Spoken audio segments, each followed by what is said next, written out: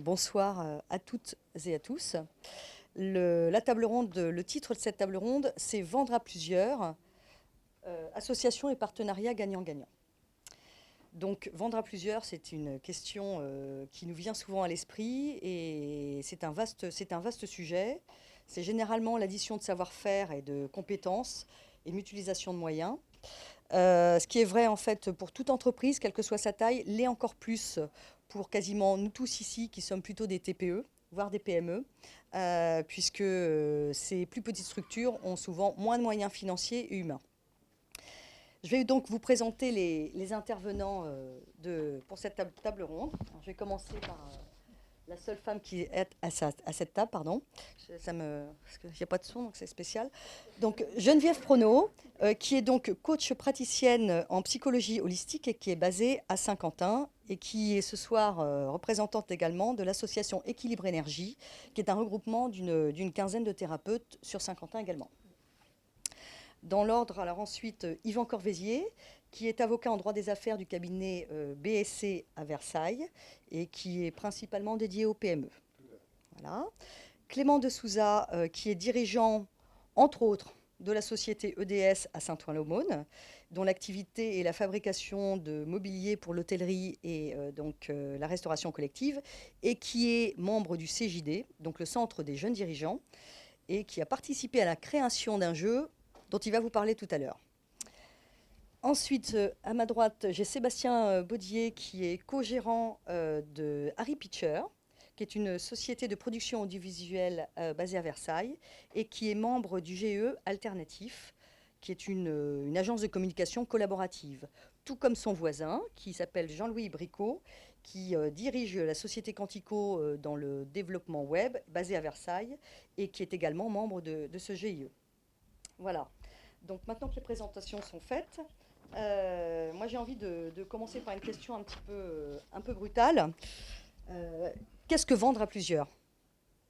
Alors, qui veut s'écoller à cette question? Allez, je vous passe le micro.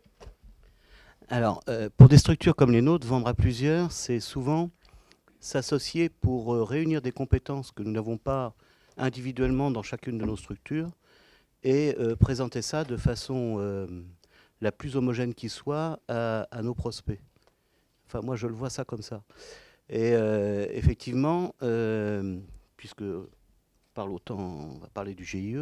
Le GIE est une forme d'association qui est assez pratique, assez légère à mettre en place et qui permet de regrouper des structures déjà existantes, hein, évidemment, qui ont chacune leurs compétences et qui vont s'associer de façon à présenter ces compétences sous une forme, sous une entité qui est celle du GIE.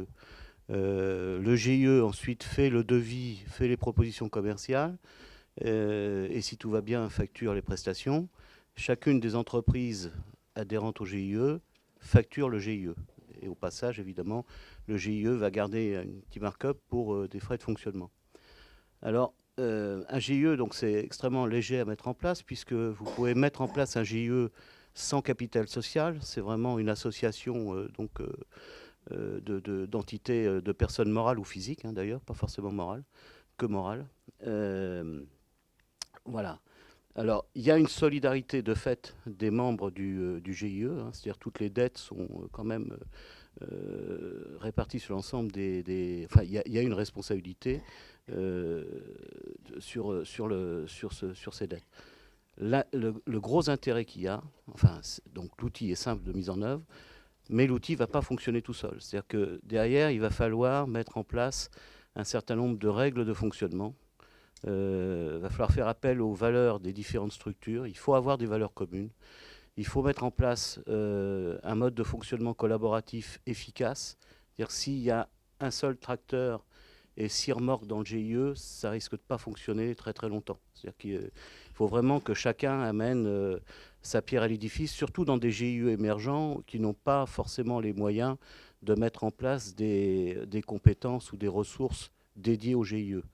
Nous, dans le GIE alternatif, il n'y a aucun permanent. C'est-à-dire que chaque entreprise va venir apporter sa pierre à l'édifice en tant que gouvernance du GIE. Chacun va prendre en charge une partie du fonctionnement du GIE. Alors, je ne sais pas si c'est le moment d'aller plus loin que ça. Sébastien peut peut-être prendre la parole puisqu'il fait partie du même GIE. Oui. Son avis. Déjà, je vais juste pour rebondir sur la question, ensuite je vais faire justement le lien avec le GIE. Vendre à plusieurs, parfois il est nécessaire pour vendre un service, on est obligé de s'associer. Et c'est le cas par exemple, c'est presque le cas dans notre secteur d'activité, la production du visuel. Puisque pour vendre par exemple un film, on va regrouper différents corps de métier qui sont principalement la production, la réalisation et la post-production.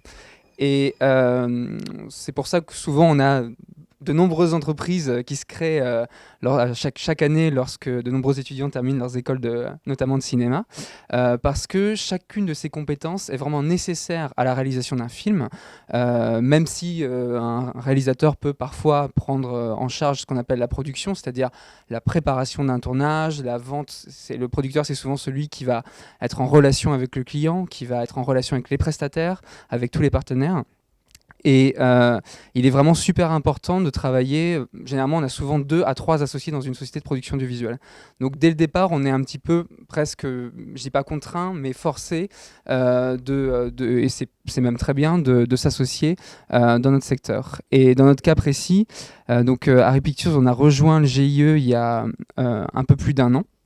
Donc la difficulté qu'on a eue, c'est que notre entreprise a 3 ans et qu'en 3 ans, on arrive tout juste enfin à savoir vraiment qui on est. C'est-à-dire on a mis 3 ans à vendre notre identité, notre image de marque, et maintenant qu'on sait ce qu'on souhaite, on sait ce qu'on veut vendre, on s'associe donc avec un GIE où là, on a une entité supplémentaire qu'il faut vendre comme la sienne. Et c'est vraiment très intéressant parce que lorsqu'on est déjà, par exemple, engagé auprès d'un client ou lorsqu'on rencontre un nouveau client, la stratégie ne va pas être du tout la même. On va beaucoup plus effectivement difficilement parler à un ancien client du GIE. On va évidemment, nous c'est ce qu'on a fait, leur présenter le concept d'agence de communication collaborative. Alors c'est un concept qui marche très très bien, il faut savoir, chez les anglo-saxons. À Londres notamment, de nombreuses grandes agences sont des agences collaboratives. En France, on est un petit peu plus frileux avec ce concept. Et la base est très simple. Nous, en fait, qu'est-ce qui nous a plu ? Faut savoir qu'on bosse beaucoup pour des agences de communication et souvent on a un peu de frustration puisque elles prennent évidemment des grosses parfois commissions sur notre travail auprès des clients. Et l'idée de se regrouper en GIE, c'est de proposer, chaque entité propose ses services et évidemment il n'y a pas de commission qui est prise par l'entité. Enfin, il y a une petite commission qui est prise mais qui n'a rien à voir avec celle qui peut être prise par les grandes agences. Donc c'est ce qui nous a, en tout cas nous, tout de suite séduit chez Harry Pictures. Et donc du coup, en 1 an, il nous a vraiment fallu quand même un certain temps pour apprendre à connaître le GIE et surtout à connaître les autres membres, puisque donc nous on connaissait Jean-Louis puisqu'on fait partie d'un même réseau d'entrepreneurs qui s'appelle LibRéseau, mais il y a un certain nombre de membres que nous ne connaissions pas, et au départ, avant de s'engager dans ce GIE, avant de vendre les services de GIE, il faut connaître ce que fait l'agence, les créas du GIE, le photographe, la personne qui est en charge du référencement. Il faut connaître leurs compétences, savoir de quel métier ils parlent, puisqu'on doit parler à nos clients de ces métiers comme s'il s'agissait des nôtres. Et c'est à la fois passionnant, mais c'est très très très compliqué au départ. Enfin, nous, en tout cas, on a mis pas mal de mois à le mettre en place. D'accord. Merci Sébastien pour ce retour d'expérience. Qui veut prendre la parole ? Moi, je suis. Oui. Je ne partage pas le même enthousiasme pour le GIE. Loin s'en faut, parce que je considère, alors effectivement c'est une structure légère, mais pas si légère que ça, à créer. En gros, un GIE, c'est une personne morale, donc c'est l'équivalent d'une société, ni plus ni moins. Alors effectivement, on n'a pas de capital, ça c'est un avantage, mais on peut en avoir un aussi. On est adhérent du GIE, donc il y a un traité de GIE qui ressemble beaucoup à des statuts de société, et on a dans la gouvernance un président, généralement du GIE, on a un contrôleur de gestion et un contrôleur au compte. Et généralement, un contrôleur au compte, c'est un commissaire au compte. Commissaire au compte, ça génère un coût qui est relativement important. Donc, il faut vraiment que déjà le GIE ait des projets de vente assez sérieux pour pouvoir fonctionner. Et moi, ce qui me gêne un peu avec le GIE, c'est pour la Constitution, on va dire que globalement, c'est à peu près comme la création d'une société. Ce qui me gêne plus, c'est dans le détricotage du GIE, parce que souvent, là, on peut avoir des difficultés. Et moi, je l'ai rencontré à plusieurs reprises, parce que créer un GIE, on est tous dans une optique de vouloir monter quelque chose ensemble. Donc, généralement, on arrive à fonctionner. Mais au moment où on veut détricoter, les adhérents du GIE sont beaucoup moins enclins à être amis les uns avec les autres. Et là, on se retrouve avec des batailles de chiffonniers, parce que le problème, c'est qu'on a une procédure de liquidation, de dissolution-liquidation qui est exactement calquée sur celle des sociétés. Donc, une première assemblée qui va décider de la dissolution, l'établissement d'un bilan de liquidation, et après, une assemblée qui est l'assemblée de tous les dangers, dans laquelle on va constater qu'on a quelques pertes, et de savoir qui va les payer et comment. Et il ne faut pas oublier que, contrairement à la plupart des formes sociales, dans le GIE, il y a une responsabilité des membres du GIE à l'égard du passif social. Ça peut être assez important, parce que là, on parle de GIE qui font une démarche commune de vente, mais vous avez aussi des GIE qui font une démarche commune d'achat. Parfois, d'ailleurs, ce sont les mêmes. Et lorsque vous avez une démarche commune d'achat, vous pouvez avoir des dettes du GIE qui ne sont pas du tout anodines. Donc, moi, je considère que le GIE est un bon outil, et je continue à en faire de temps en temps. Surtout, à la limite, c'est plus un outil qui m'intéresse sur un plan européen, parce que ça permet d'avoir une réglementation. On a le GI, le groupement d'intérêt économique européen, qui permet d'avoir une réglementation unique sur toute la zone euro. Donc c'est quand même assez pratique lorsque, par exemple, moi je travaille pour des imprimeurs qui sont présents en Italie, en France, et donc on a une structure qui est reconnue par l'ensemble des droits nationaux. Mais le GIE, il faut le limiter, à mon sens, à un objet extrêmement précis, et essayer d'avoir porter une attention particulière sur le traité de GIE, qui est malheureusement souvent un peu bâclé, un peu comme les statuts d'une société d'ailleurs. Très généralement, on prend des statuts type, point barre. Eh bien là, je pense que le traité de GIE, il mérite qu'on s'y attarde un peu, parce que les engagements que l'on prend sont beaucoup plus lourds que ceux qu'on prend avec une société commerciale. Merci Yvan. Voilà, je vais laisser là. Qui veut prendre la parole? Geneviève, tu vas nous parler de l'association. Voilà. Philippe Énergie. Donc là, c'est une autre forme d'alliance. Donc nous sommes une quinzaine de thérapeutes avec la même idée de pouvoir proposer le bien-être et le développement personnel, et de faire connaître les différents moyens de différentes thérapies. Donc un même lieu. Donc c'est une SCM, donc une société civile de moyens, et sur laquelle s'est greffée une association, donc pour pouvoir présenter des conférences, des ateliers, voilà. Donc l'idée, on partage donc des locaux, des cabinets, donc des horaires dans ces cabinets.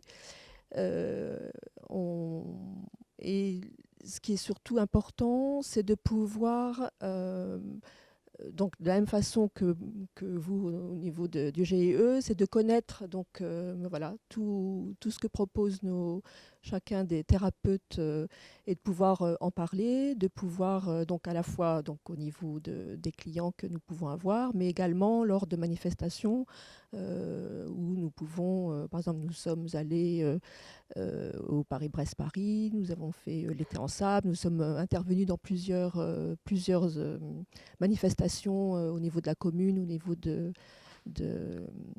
comité d'agglomération, en tant que bénévolement, pour pouvoir, et on parle donc à la fois de sa pratique, mais aussi des pratiques des autres intervenants.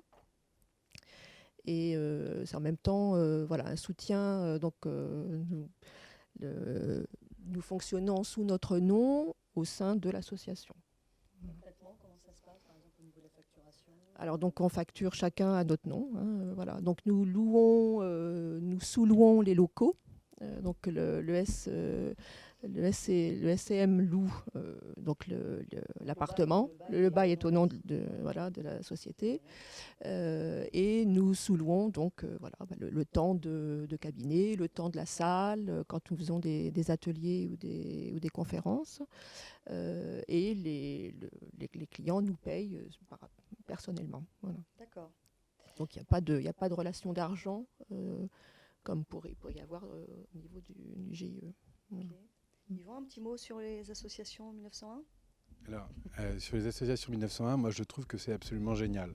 Ah. C'est le nouveau paradis fiscal.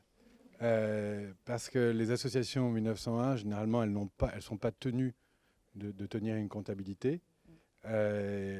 Et en plus, il y a très très peu en pratique de contrôles fiscaux sur les associations. En plus, et là ça devient le top du top, on peut faire une démarche qui prend par contre énormément de temps, il faut compter minimum 1 an, pour être reconnu d'intérêt général, ce qui permet de pouvoir bénéficier de crédits d'impôt sur les dons perçus par l'association. Alors c'est absolument superbe, la seule chose c'est que c'est limité à des secteurs très précis. C'est-à-dire que je vous donne un exemple. Nous avons créé une association pour un de nos clients qui organisait des opéras en plein air. Eh bien, c'est une association qui portait le projet. Et derrière, vous aviez une série de sociétés commerciales qui étaient soit une agence de communication, soit une société qui fabriquait des décors, soit une société qui mettait la mise en son, etc. Donc il y avait toute une série de sociétés commerciales qui prenaient le bénéfice de l'opération. Mais en frontline, on avait une association loi 1901 qui en plus percevait des subventions des différents lieux dans lesquels avaient lieu les opéras en plein air. Donc on avait, là je dois dire, une association qui ne faisait pas de but lucratif, clairement, mais par contre, ses membres, eux, faisaient clairement un but lucratif. Donc je trouve que pour des domaines très précis dans lesquels on peut rentrer, type culturel, éventuellement le bien-être, il peut y avoir certains domaines. Il est clair que, par exemple, ce n'est pas forcément évident dans mon métier d'avoir cette démarche d'association. Quoique j'ai des confrères qui ont créé des associations, par exemple, pour la défense des automobilistes. D'accord. Voilà, ce qui est une manière de travailler en commun. On crée un site internet et derrière, on va offrir de la prestation beaucoup plus commerciale.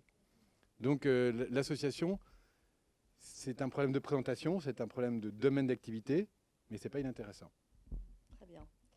Maintenant, je vais laisser la parole à Clément qui va nous parler d'une partie de retour d'expérience parce qu'il a une grande expérience dans pas mal de sociétés. Et voilà, je laisse... Oui, je vais d'abord commencer par me présenter en fait. Clément de Souza, je suis chef d'entreprise, j'ai 49 ans depuis 30 ans. L'année prochaine, ça fera 30 ans que j'ai créé ma première société, qui est une société, comme vous le disiez, qui fabrique du mobilier pour l'hôtellerie et les collectivités. Et dans mon parcours de chef d'entreprise, il y a une dizaine d'années, j'ai rencontré une association de loi 1901 qui s'appelle le Centre des jeunes dirigeants, qui est la plus vieille association patronale de France, puisqu'elle a été créée en 1938 par un monsieur qui s'appelait Jean Mersch. Et après les événements du Front populaire, et au moment des événements du Front populaire, il s'est posé la question sur la place et le rôle sociétal du chef d'entreprise dans la société vis-à-vis de ses collaborateurs. Donc cette association existe toujours. Aujourd'hui, nous sommes 4500 membres. Et la meilleure définition que je pourrais en donner, c'est qu'en fait, c'est une école du chef d'entreprise. Moi, chef d'entreprise, je suis arrivé au CJD avec plein de certitudes. Au bout de 20 ans en tant que patron de PME. Et en 10 ans au CJD, ça m'a transformé. Donc on se retrouve entre nous. Et qu'est-ce que l'on fait ? On fait quelque chose de simple, on fait de l'effet miroir. C'est-à-dire un peu ce qu'on est en train de faire aujourd'hui, c'est-à-dire on parle entre nous de nos expériences. Et en fait, quelles que soient nos origines, vous avez des chefs d'entreprise qui sont des ingénieurs, des autodidactes, des gens qui ont fait des écoles de commerce. La seule particularité, c'est qu'un jour, on a décidé de créer une société. Donc j'ai fait ce parcours pendant une dizaine d'années. Et comment j'en suis arrivé à l'Alliance ? C'est qu'en fait, on travaille sur nous, sur notre posture. On travaille sur nos collaborateurs. Il se trouve que dans cette entité-là, je vais raconter qu'une partie de l'histoire, dans cette entité-là, j'ai une vingtaine de collaborateurs parce que j'ai d'autres aventures entrepreneuriales où j'ai au total, c'est ce que je disais à madame, 73 associés. Donc le fait d'avoir cette expérience fait que vous travaillez dans des comités de pilotage et vous travaillez sur des sujets qui vous intéressent. Et il y a 3 ans, avec mon ami Gaëtan de Sainte-Marie, on a travaillé sur l'alliance en entreprise. C'était le grand sujet. C'était de se dire, nos politiques disaient, comment est-ce que l'on peut faire pour transformer nos entreprises en ETI. On n'a pas assez d'ETI en France. En Angleterre, en Allemagne, il y en a plus de 10 000. Donc nous, on s'est posé la question et on s'est dit, on va essayer de voir et de voir s'il n'y a pas, qu'est-ce qui fait qu'en France, on n'arrive pas à créer des ETI. Donc on a fait un constat simple, on était 6. On est parti partout en France, chez nos membres chez nos adhérents du CJD, et on leur a posé des questions sur ceux qui avaient des expériences déjà d'associations, de GIE, avec ou sans structure juridique. Et pendant 2 ans, on en a ressorti un jeu que vous pouvez trouver sur Internet, qui s'appelle Alliance Poursuite, donc Alliance A2LI-A-N-C-E et Poursuite P-U-R-S-U-I-T. Et en fait, on essaie de se poser, de prendre un peu le problème à l'envers. C'est que souvent, lorsqu'on veut s'associer, on pense au résultat. On se dit, on va s'associer, évidemment, on s'associe pour de bonnes raisons. On s'associe pour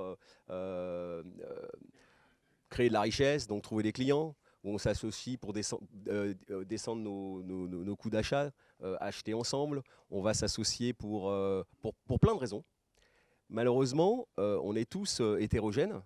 Et on arrive, le seul constat que l'on a fait, c'est qu'on arrive souvent à réaliser que les associations, il y en a quelques-unes qui fonctionnent, et celles qui fonctionnent, en fait, ils se sont posé les bonnes questions. Et les bonnes questions, c'est de se dire, qu'est-ce qu'on fait ensemble?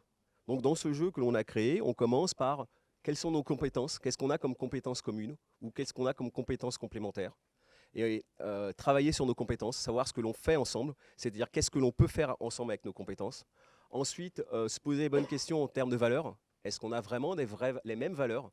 Est-ce qu'on voit le monde de la même façon? Est-ce qu'on a envie de changer le monde de la même façon ou pas? Donc ça, c'est une question de valeurs. Et à partir de là, on essaie de créer un peu notre équipe idéale qui va être le début ou l'ébauche de ce qui va être après notre vision. Donc la vision de ce que l'on peut faire ensemble.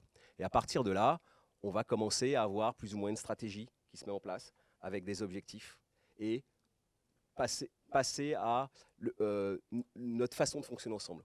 Quelle va être la gouvernance? Et là, dans la gouvernance, évidemment, monsieur le disait, il y a ça peut être des sociétés, ça peut être des GIE, ça peut être des associations. Ça va dépendre en fait de notre objet, de notre but. Pourquoi est-ce qu'on a décidé de s'allier? Et à partir de là, une fois qu'on a décidé de notre gouvernance, parce qu'il y a plein de méthodes qui existent. Je peux vous donner un exemple dans la région Rhône-Alpes, 10 sociétés, 10 PME, entre 10 collaborateurs et 550 collaborateurs, se sont alliés, ont créé une SAS et aujourd'hui, ils décident et ils attaquent des marchés ensemble, ils répondent à des appels d'offres ensemble, ils ont créé une marque et cela fonctionne. Alors évidemment, ils l'ont mis dans un cadre juridique avec une véritable gouvernance. Ils se sont fait des engagements collectifs parce qu'effectivement, outre les engagements financiers, comme le disait monsieur, il y a aussi les engagements personnels. Qu'est-ce que j'ai envie de consacrer comme temps dans cette alliance? Il faut que tout ça se soit écrit. Et en fait, en se posant ces bonnes questions, on se rend compte qu'on arrive à créer un incubateur, une charte, et à la fin, vous avez quelque chose qui peut être créé, qui peut être écrit, que vous allez partager avec vos futurs associés ou vos futurs membres de votre association. Et à partir de là, quand les choses sont dites, c'est beaucoup plus simple. Parce qu'on se rend compte que l'on connaît, au moins on a une idée de ce que chacun peut faire, de l'implication de chacun. Et ça permet à chacun de s'exprimer.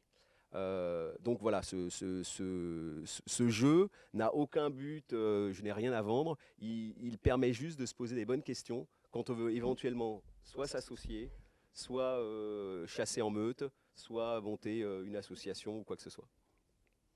Merci Clément. Donc je rappelle que ce jeu, on peut le télécharger gratuitement sur Internet. Voilà, c'est quand même. Oui, vous allez sur Google, vous tapez c'est assez amusant Alliance Poursuite et vous allez-y, verrez. c'est sympa, c'est assez facile et ça permet de se poser les bonnes Mais questions. c'est assez ludique. Alors, si vous permettez, au sein du CJD, on a des sociétés qui se sont créées grâce à ce jeu, parce que 2-3 associés seront réunis. Alors, pour jouer, il y a 12 items, il faut y passer une demi-journée. C'est une demi-journée de boulot. Mais quelque part, mais oui, mais ce sont les bonnes questions. Mais quelque part, c'est les bonnes questions à se poser avant d'essayer d'aller plus loin pour chasser en meute. Alors, les bonnes questions. Ah, oui. Les bonnes questions à se poser avant de se lancer. Oui, donc les bonnes questions à se poser, des fois on se les pose pas forcément. Ce que je disais tout à l'heure, c'est que il y a beaucoup d'entreprises de sociétés de production audiovisuelle qui se créent à la sortie des écoles de cinéma. Et avant Harry Pictures, avec mes 2 associés actuels, nous avons eu une première expérience où nous étions 6 associés. Donc c'est beaucoup pour des, comment dire, des entrepreneurs qui n'ont aucune expérience dans l'entrepreneuriat, qui ont chacun appris, on va dire, plus en école des notions, des métiers très techniques. Donc 6 associés, dont un associé avec un capital qui détenait 55% du capital. Donc au niveau du processus de décision, là, c'est juste catastrophique. Quand on est 5 contre 1, ce qui est arrivé, on peut être bloqué. Et en fait, on se dit, 5 contre 1, on est 5, on devrait pouvoir prendre la décision, et pas forcément. Donc ça a été une expérience qui a duré quelques mois, un peu plus de 6 mois, mais qui a été très bénéfique, puisqu'on a vraiment su ce qu'on voulait. Et en fait, comment dire, c'est assez intéressant parce que dans la démarche, enfin, on s'est pas posé la question de est-ce qu'on allait arrêter, est-ce qu'on allait plutôt devenir salarié plutôt qu'entrepreneur. Assez rapidement, au contraire, on s'est dit bon, on a eu une première expérience, ça s'est mal passé, c'est dommage. Ça serait peut-être bien qu'on réessaye sur de meilleures bases. Donc, on est d'abord parti sur une nouvelle association. Alors là encore, on pourra faire des critiques à 50-50, à 2 associés. Voilà. Voilà. Et là, nous sommes en passe, en fait, on est actuellement en processus pour être à 3 associés. Donc c'est vrai qu'on a toujours souhaité être 3.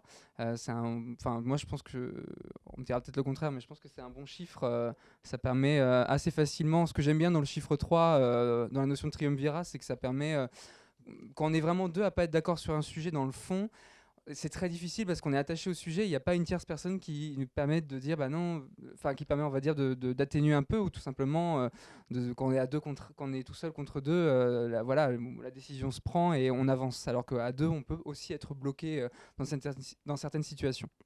Donc là, voilà, il aura fallu 4 ans d'entrepreneuriat pour peut-être enfin prendre des bonnes décisions à ce niveau-là. Mais après, voilà, moi je vois les choses assez positivement. L'entrepreneuriat, voilà, de temps en temps on se gamelle, on a plein d'embûches, et ce qu'il faut, c'est savoir rebondir et passer et toujours aller de l'avant.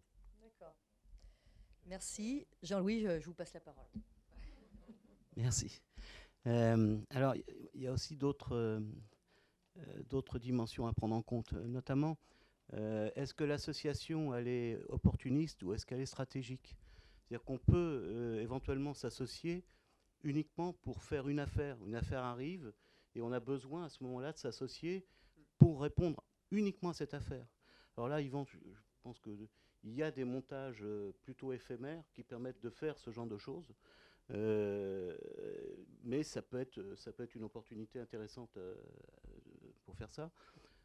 Après, bon, nous, le GIE, effectivement, il a été fait de façon stratégique, c'est-à-dire il a été fait pour être pérenne dans le temps et monter en puissance au fur et à mesure des expériences cumulées de chacun des membres dans ce GIE. Alors après, on peut discuter de la forme. À la limite, c'est qu'un outil de GIE. Ce qui est important, et Clément l'a dit tout à l'heure, c'est avant de s'associer, de mesurer par exemple les valeurs communes. C'est important d'avoir des valeurs communes quand on s'associe. S'associer en ayant des visions et des valeurs totalement différentes, vous prenez un gros risque qu'à un moment donné, vous soyez dans des grosses divergences sur des réponses ou des attitudes à avoir vis-à-vis de vos clients et prospects. Et ça peut mettre très très rapidement le dispositif en difficulté. Donc ça, c'est vraiment fondamental, à mon sens. Merci. C'est la base, et je pense que voilà, en fait, les mêmes valeurs Et la confiance. La confiance, c'est la base de tout, dans toute relation, qu'elle soit contractuelle ou non. Alors, je pense qu'il va y avoir des échanges sur cette table, parce qu'il y a plusieurs sujets qui ont été évoqués. Juste pour essayer de raccrocher ça, je pense qu'effectivement, on a tout un parcours à faire lorsqu'on veut s'associer, et souvent, on veut mettre la charrue avant les bœufs, et on crée des usines à gaz absolument magnifiques qui finissent dans une belle explosion. Et c'est là que je pense qu'on ne fait pas assez appel au contrat de partenariat. On n'est pas obligé de créer tout de suite une structure juridique. On n'est pas tout de suite obligé d'avoir une société, un GIE, une association, quoi, un organe qui aurait une personnalité morale. On n'est pas obligé d'avoir ça. On peut déjà commencer par essayer de travailler ensemble avec des partenariats qui peuvent être parfois extrêmement précis et développés. Les anglo-saxons n'ont pas cette terreur que nous avons de ne pas avoir une structure juridique. Ils fonctionnent très bien avec simplement des contrats. Et moi, j'ai fait un tour chez Arthur Andersen. Arthur Andersen, c'était un énorme cabinet extrêmement intégré. C'est-à-dire que la taille de la marge était la même en Corée du Sud ou en France. Par contre, ce n'était en réalité qu'un partenariat entre une myriade de cabinets différents. Et par rapport aux clients qu'ils attaquaient, ils avaient cette image et cette culture d'entreprise, parce que ce que retiennent souvent les clients, c'est l'image et la culture d'entreprise. Ils avaient une culture d'entreprise absolument mondiale, alors qu'en réalité, ce n'était pas une structure juridique. Donc, on peut faire des choses, et on peut les faire, les amener assez loin. Moi, j'en veux pour preuve, et vous connaissez tous cet exemple-là, les franchises. Vous avez des magasins où vous allez avoir les mêmes produits qui vont vous être vendus de la même manière. Alors effectivement, il y a souvent un franchiseur et des franchisés, mais la réalité, c'est que vous avez une multitude d'entreprises différentes qui, par le biais d'un contrat, qui s'appelle en l'occurrence contrat de franchise, vont se mettre à travailler ensemble. Et je pense qu'on peut faire des choses tout à fait intéressantes via des contrats, et peut-être après créer une structure. Mais au moins l'avantage du contrat, c'est qu'on n'a pas à se battre pour la garde du bébé. Il n'y a plus de bébé. Donc voilà, ça c'est pour moi une étape intermédiaire qu'on néglige trop souvent et qui permet justement peut-être d'avoir ce parcours initiatique qui permet d'arriver à quelque chose de vraiment fini. Encore faut-il que les donneurs d'ordre acceptent ça. Oui, c'est le problème. Quand tu fais des demandes, Oui, c'est vrai que ça dépend quel type de démarche tu fais. c'est vrai que pour répondre à certains appels d'offres, en fait, le fait de s'allier, il faut créer une structure. Mais en fait, le but du jeu et de ce jeu, de cette alliance poursuite, c'est relativement simple. C'est arriver à mettre sur le papier les valeurs que l'on partage et écrire une charte dans laquelle on a essayé, évidemment, de mettre toutes les choses trappes qui existent.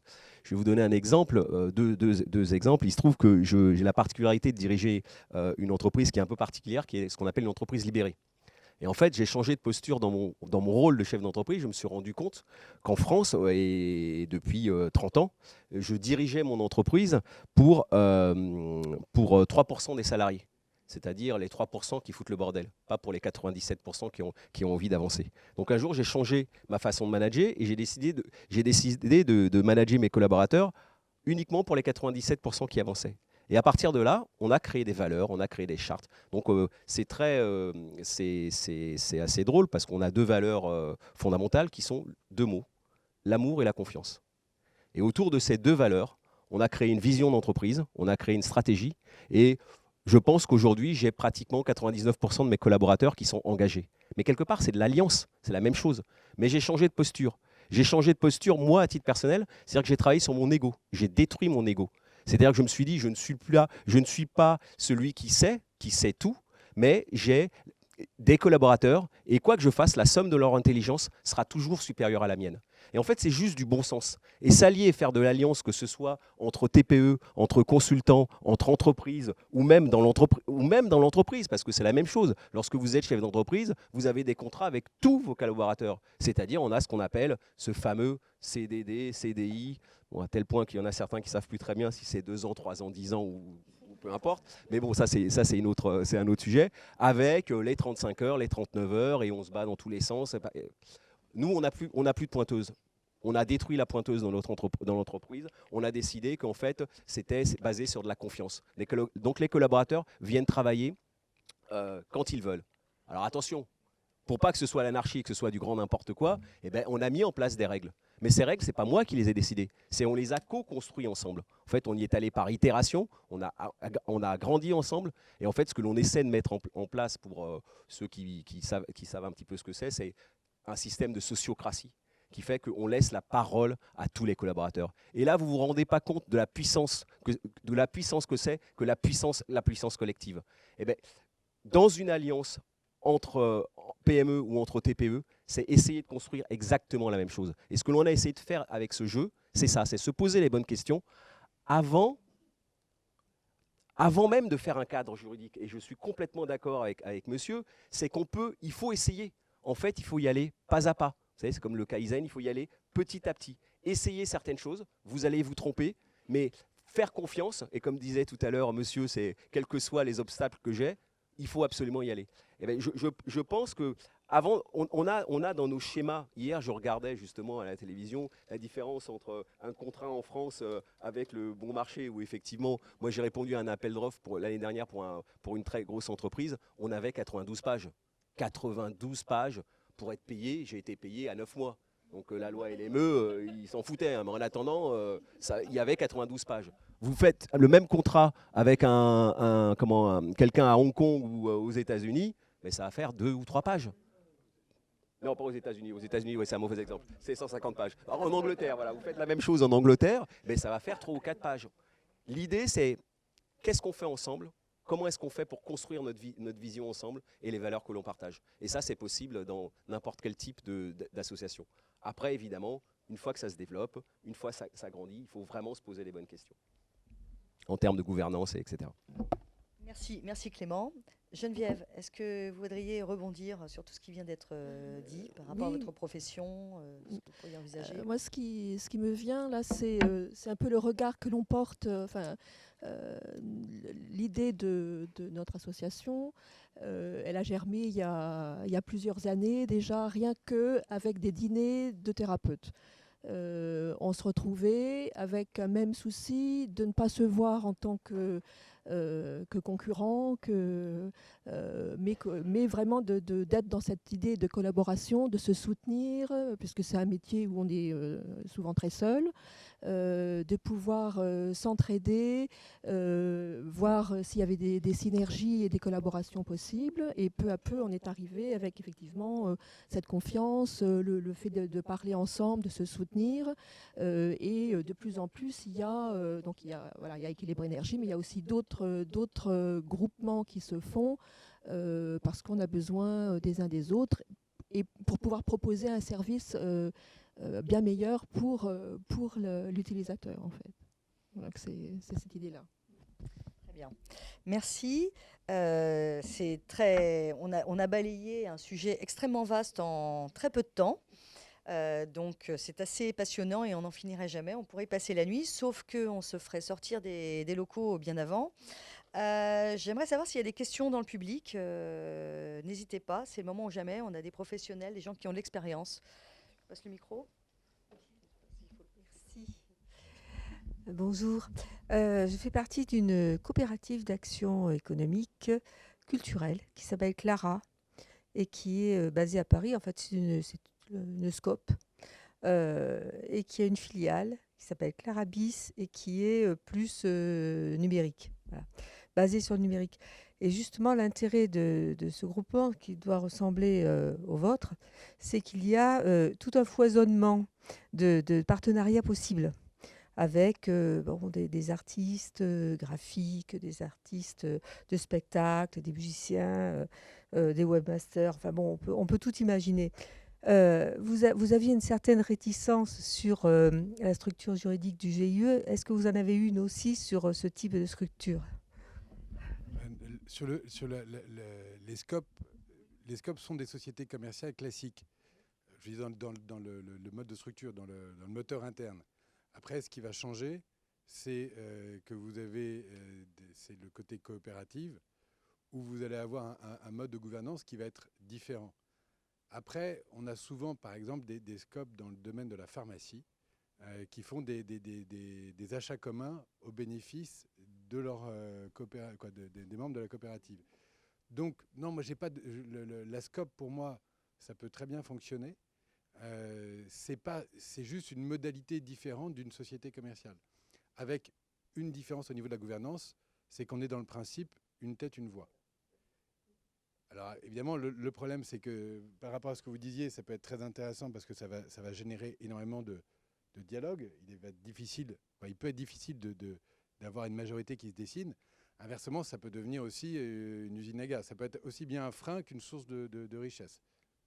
Il faut faire attention au fait de laisser la parole à tout le monde et de la gouvernance pure en termes de poids. C'est des choses qui peuvent se construire. On peut, par exemple, dans mon entreprise, c'est pas parce que tout le monde a le droit de s'exprimer qu'on ne va pas prendre de décision, qu'il va plus y avoir de leader et qu'il peut y avoir de vision. Mais effectivement, la scope, c'est particulier parce que à une voix, il y a une tête, une voix. Donc effectivement, en termes de gouvernance, c'est aussi une gouvernance à déterminer. Mais rien n'empêche qu'en plus des statuts, vous ayez une charte qui autorise certains, c'est-à-dire ceux qui prennent le leadership, parce que vous réunissez 10 personnes, vous allez toujours voir émerger un ou deux leaders. Ce qu'il faut, c'est que ce leader, il ne soit pas imposé tout seul. Il faut que ce leader, il soit coopté par les autres. Dès l'instant où vous en avez un qui s'engage plus que les autres, et qu'il est reconnu, donc qu'il est reconnu et coopté par les autres, vous pouvez très bien mettre en place un leadership, même dans une société coopérative.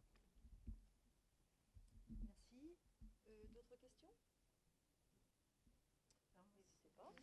Je vous donne le micro.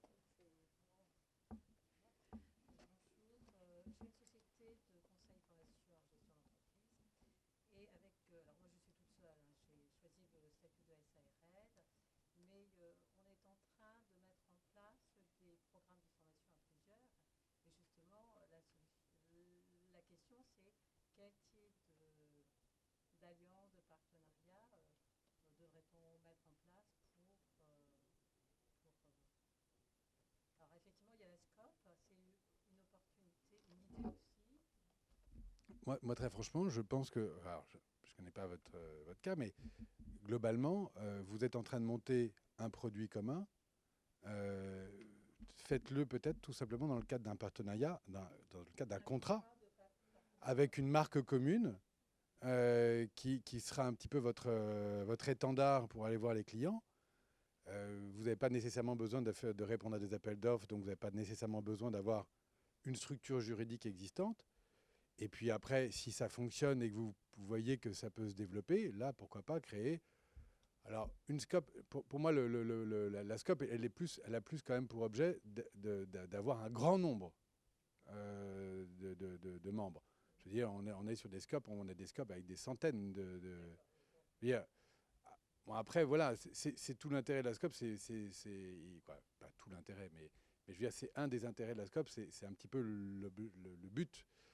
Après, je dirais que la question se posera en temps et en heure. Mais Là, pour l'instant, on est à peu près 5, mais si on serait entre 5 et 10. c'est possible en scope. Est-ce que c'est vraiment utile une scope pour 5 ou 10 personnes? Je ne suis pas convaincu. Non, mais si on prenait temps, le partenariat et la solution là. Moi, je pense que c'est beaucoup plus simple. Mais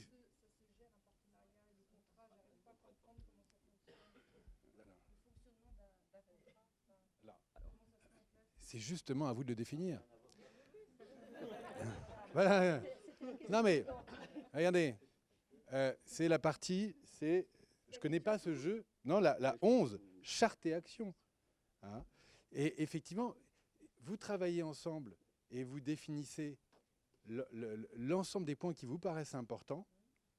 Après, effectivement, vous pouvez aller voir votre expert comptable, un avocat, qui va peut-être vous poser des questions supplémentaires par rapport à la gouvernance, parce qu'il a un œil professionnel, mais il mettra simplement en musique ce que vous aurez décidé. Et ce qui est pas mal, c'est de mettre un responsable du suivi du contrat. Ça peut être expert comptable, ça peut être l'avocat, et qui va juste vérifier que c'est une sorte de gardien du temple. Hein, il est juste là pour vérifier que qu'on respecte bien les termes du contrat. Oui, et si vous...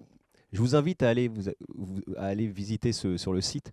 Madame, vous avez exactement la même chose. 3 ingénieurs, 3 consultants qui se sont alliés et vous avez leur exemple. Ils sont dans la région d'Annecy. Et en fait, c'est le fait d'écrire les choses. Parce que souvent, évidemment qu'il faut aller voir notre expert comptable et surtout notre avocat. Mais avant, posons-nous les bonnes questions.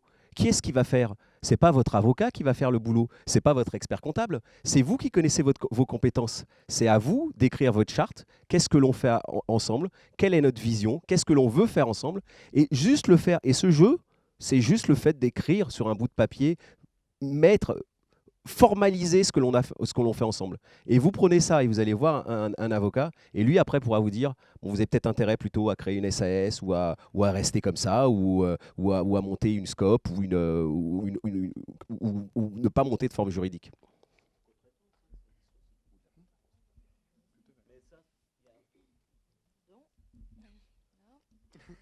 Il y a un vrai problème lié aux donneurs d'ordre, c'est-à-dire que aujourd'hui, les donneurs d'ordre, pour peu que ce soit dans des entreprises ou des structures publiques assez volumineuses, sont pas prêts à travailler avec des myriades de personnes sur un projet donné.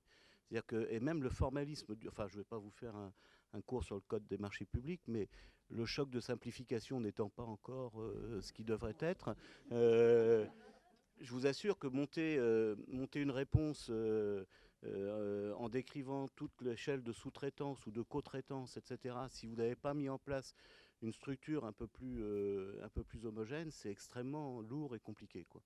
Et voilà, c'est aussi une des raisons pour lesquelles on a cherché à mettre en place, nous, une structure commune, c'est pour adresser ces marchés-là. Et on a le même problème hein, dans des structures privées qui sont peut-être un peu plus attentives à ça, mais qui en réalité attendent quand même une tête pour répondre, un responsable, une entité. C'est français, hein, c'est peut-être français, je ne dis pas que c'est une bonne chose, c'est un constat, hein, c'est certainement pas un modèle à suivre, mais c'est comme ça. Merci. Donc ça va être le mot de la fin. Merci à tous d'être intervenus. Il y avait une question? Oui, mais c'était en fait... Ah bon, pardon. Je l'ai pas vu. Qui assume la responsabilité du contrat quand on est en B2B et que le premier but, c'est une association, parce qu'une association, on est plusieurs en contrat, et en face, on a un client.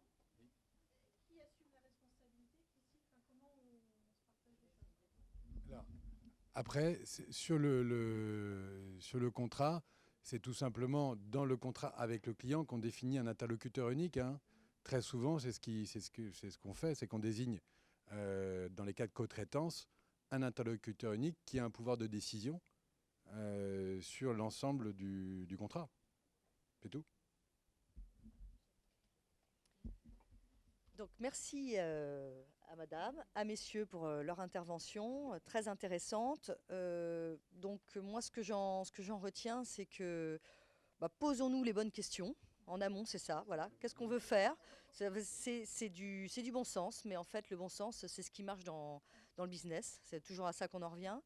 Et essayons de trouver les bons partenaires avec qui on va partager les mêmes valeurs. Et puis après on fonce. Et on se fait assister par des conseils, évidemment. Merci, bonne soirée.